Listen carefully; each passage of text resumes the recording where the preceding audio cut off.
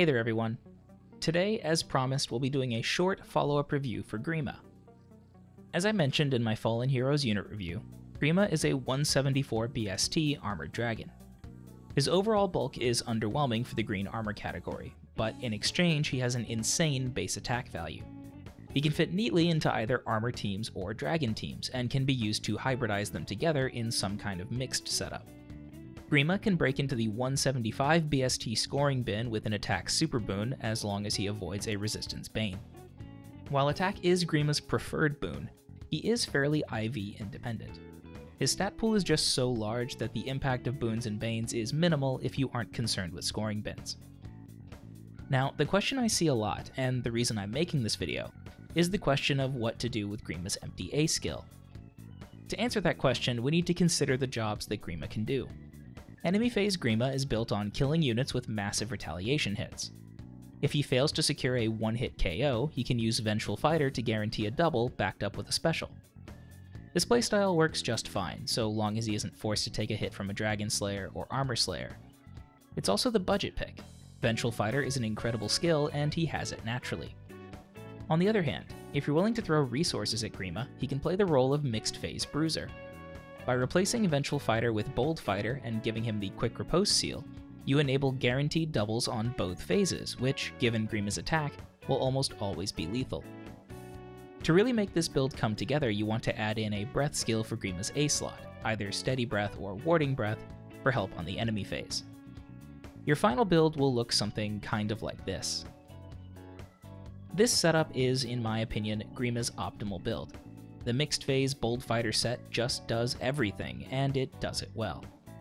This build isn't exactly new, but it, and builds like it, are what let armor units terrorize the arena. All that said, just telling you to throw orbs at premium skills wouldn't be very helpful. Besides, if you're the kind of player that runs heavily merged Bold Fighter setups, you probably don't need my advice anyway. So instead of focusing on the obvious sets, let's talk about some other non-breath A skills for Grima.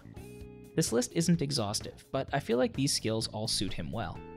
For budget enemy phase sets, you may want to give Svallen's Shield, Fury, and Triangle Adept a try. Svallen's Shield negates Grima's armor weakness, which can be very useful in PvE and is an interesting tech choice in the arena. Fury just makes Grima better across the board, although the recoil damage has anti-synergy with Vengeful Fighter. Triangle Adept adds a ton of scaling to his already incredible attack stat. Yes, it does ruin his matchups with red units, but that's what your teammates are for. If you want to use Bold Fighter, but you don't have a breath skill, try giving Grima Death Blow. It takes a bit of support, and ideally Armor March, but the damage is worth it. If you don't mind investing more, you can look at skills like Close Defense, Distant Defense, or Steady Stance. These skills help Grima tank and ensure that he lives to auto-double. They aren't flashy, and they aren't cheap, but they work. Finally, and this is my personal favorite, you can use Fierce Stance to make his first retaliation hit even more devastating. At +0 with a plus attack nature and no outside buffs, Fierce Stance Grima is able to retaliate for 66 magical or adaptive damage. You can boost that even further if you add in Quicken Pulse and Glimmer for a guaranteed special. This playstyle doesn't make the best use of Vengeful Fighter's charge acceleration, but that first counter hit is absurd. Overall, Grima is a great unit with access to 2 phenomenal B skills that do most of the work for you. His stats are excellent, so feel free to experiment with any skills that fit your own teams and your own playstyle. Thank you very much for watching.